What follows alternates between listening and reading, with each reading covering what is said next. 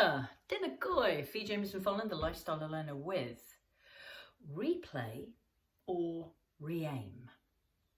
So as we welcome in this new year, what's it going to be for you? Is it going to be a replay of what's happened so far in your life?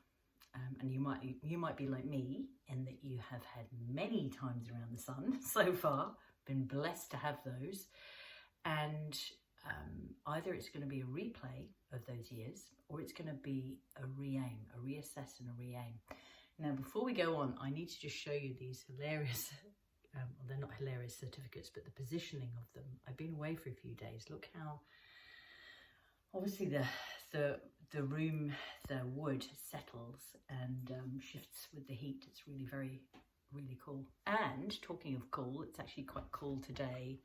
I can't switch the video around, but it's overcast and it's going to be rather helpful for me as I'm going outside shortly and doing a bunch of wood shifting, so that's going to be fun. Anyway, I digress. What is it going to be for you? And this is a very poignant question, because you might be like me in that there have been years in your life where you have just felt that you've been replaying some not quite so golden moments in terms of old habits that don't necessarily serve you and that can lead to circumstances that aren't necessarily ideal in your life. And this is what definitely was there for me until I made the conscious decision to change that scenario and to start reassessing at the end of the year, and in fact during the year.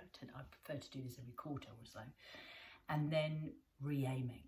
So, okay, so if that's what's coming from the behaviour that's happened so far, from the action that I've taken, from the way I've responded, from the communication that I've had, the decisions I've made, if that's not so ideal for me in terms of the outcome, what would be ideal? And if I know what's got me to this point, what is it that I could do that would create a different outcome?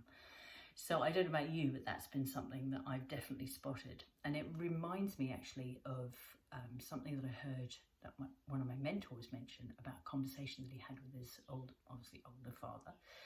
And he said, you know, I so appreciate your wisdom, because his father was chatting with him about some things that were really relevant and to my mentor's career and some of the decisions that he was making. And his dad said, well,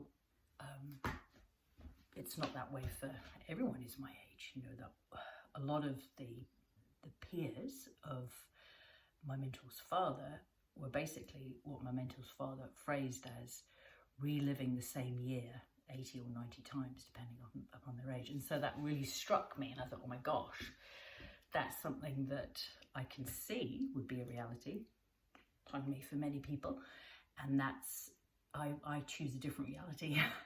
I choose that level of, and it's, you know, for me, it takes effort and focus to stop and say, well, hang on a minute, let's really look at this. Is it working? Has it worked? And if not, okay, what would I need? What do I want? Let's refocus on that. And then what could it take to get the result that I want? I'm curious. So that's all very well for me. And yes, that's nice. What about you? Is it going to be a replay or a conscious assess and re-aim? And it's funny, I was just chatting with a friend about this and chatting and explaining that for me, it doesn't have to be a new year, literally a turning over of a calendar page. It can be actually any day that I choose to have a new outcome, a new reality, a new focus, a new result. So until I see you on this week's Alive with Fee, have a fabulous one, and I'm curious to hear your thoughts. Ciao for now.